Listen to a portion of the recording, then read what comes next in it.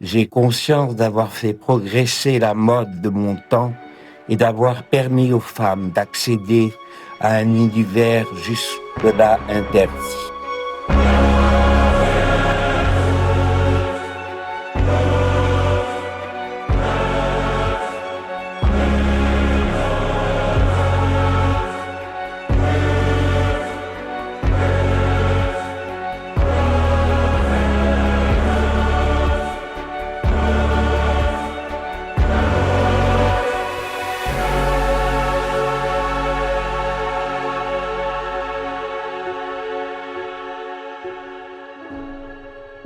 Er juin 2008. Yves Saint Laurent, le génie de la haute couture et de l'élégance à la française, s'éteint.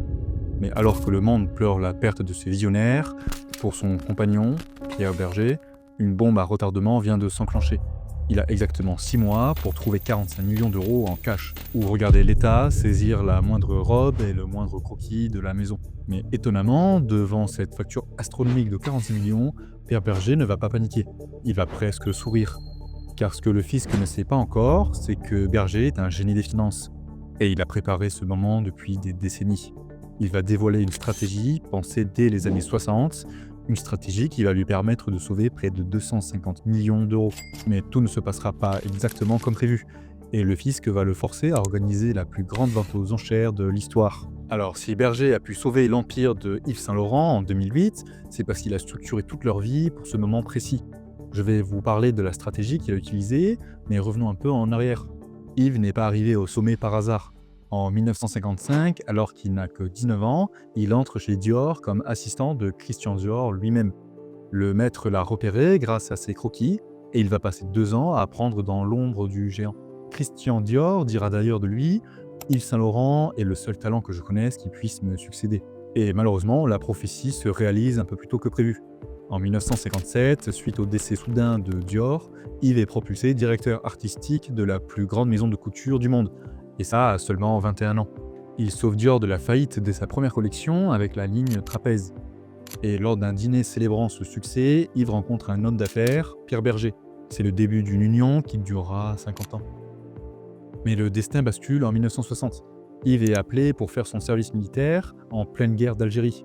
Mais celui-ci ne passera que 20 jours sous les drapeaux. Fragile psychologiquement, il fait une grave dépression nerveuse et est transféré dans un hôpital militaire, où il subit des traitements très lourds. Et c'est pendant qu'il était cloué sur son lit d'hôpital, incapable de se défendre, que la maison Dior l'a licencié pour le remplacer par Marc Bohan. C'est ici que Pierre Berger entre en scène de façon magistrale et va montrer au monde entier que c'est un génie des finances. Alors que Yves est au plus bas, Pierre organise la riposte. Il attaque Dior en justice pour rupture abusive de contrat. Et il gagne.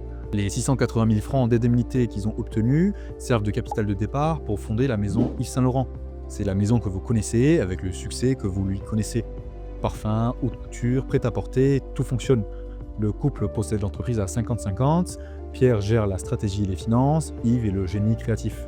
Et en 1999, le groupe PPR, aujourd'hui Kering, veut racheter Yves Saint Laurent.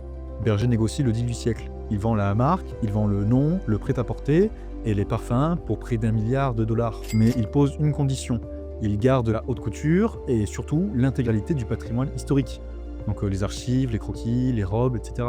Alors je fais une micro-parenthèse ici. En réalité, il y a plusieurs entreprises qui gèrent beaucoup de choses.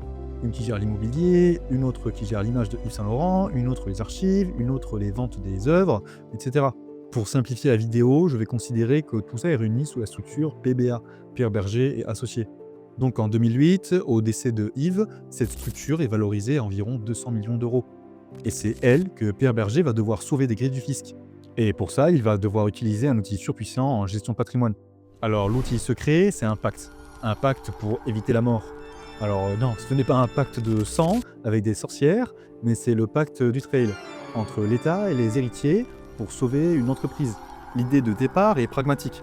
L'État préfère qu'une entreprise survive si le patron décède ou part à la retraite, plutôt que de la voir mourir pour payer des impôts. Alors normalement, quand vous donnez une entreprise, vous payez l'impôt sur 100% de sa valeur. Mais avec le Dutrail, si vous respectez certaines conditions de conservation, vous ne payez l'impôt que sur 25% de sa valeur. C'est comme si les 3/4 de l'entreprise devenaient invisibles pour le fisc. Pour que ça marche, Berger a dû verrouiller 3 conditions des années à l'avance. D'abord la détention. Les signataires doivent détenir ensemble au moins 34% des droits de vote et 17% des droits financiers. Ensuite, la durée. Ils doivent s'engager à garder les titres pendant 2 ans collectivement, puis 4 ans individuellement. On ne touche à rien pendant 6 ans. Et enfin, la direction. L'un des signataires doit effectivement diriger la boîte. Alors tout cela peut sembler complexe, voire réservé aux milliardaires, mais en réalité, le pacte du Trail est l'outil de transmission de milliers de patrons de PME en France. Pour transmettre une affaire familiale à ses enfants, mais aussi à ses salariés. Car oui, on peut utiliser le Dutrail pour donner ses parts aux collaborateurs de longue date. Ça permet à un patron sans héritier de récompenser ses salariés et de s'assurer que l'entreprise reste indépendante et fidèle à ses valeurs, plutôt que de finir racheté par un groupe qui aurait pu le délocaliser ou bien de laisser l'entreprise s'éteindre. Donc dans notre cas, en 2008, l'entreprise de Yves Saint Laurent et Pierre Berger valait 200 millions d'euros. Elle était détenue à 50-50, donc la part d'Yves à donner était de 100 millions. Donc sans le Dutrail, 60% de 100 millions égale 60 millions d'euros d'impôts. Et oui, on était en 2008 et le couple ne pouvait pas se marier. Donc légalement, Pierre et Yves étaient des étrangers. Et pour l'État, une donation entre étrangers est taxée à 60%. Mais avec le Dutrail, la base taxable tombe à 25 millions. Donc 60% de 25 millions égale 15 millions d'euros d'impôts. Pierre Berger vient d'économiser 45 millions d'euros en une seule signature. Mais au-delà de la prouesse financière, quel était le véritable moteur de Pierre et Yves ? C'était l'envie viscérale de sanctuariser une vie de création. Leur rêve le plus cher était de créer une fondation capable de traverser les siècles pour protéger l'œuvre de Yves. Ils voulaient que chaque robe, chaque croquis, soit préservé pour la postérité, et faire de leur héritage un monument culturel intouchable. Mais alors, pourquoi tout ce montage ? Pourquoi s'embêter avec une telle complexité juridique ? Et pourquoi le couple a-t-il attendu un décès pour régler tout ça, au lieu de tout simplement vendre ce qu'il reste de l'entreprise pour avoir les fonds pour créer une fondation ? Alors la réponse elle est simple, c'est parce qu'il y a un deuxième avantage caché du pacte du Trail, la purge des plus-values. Quand Pierre Berger reçoit les parts d'Yves Saint Laurent, une seconde magie fiscale opère.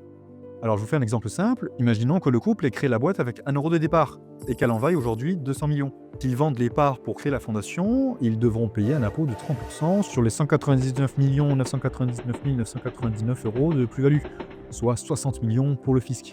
Mais s'il les donne ou les transmet par décès via un pacte du Trail, cette plus-value historique est effacée. L'héritier repart de zéro.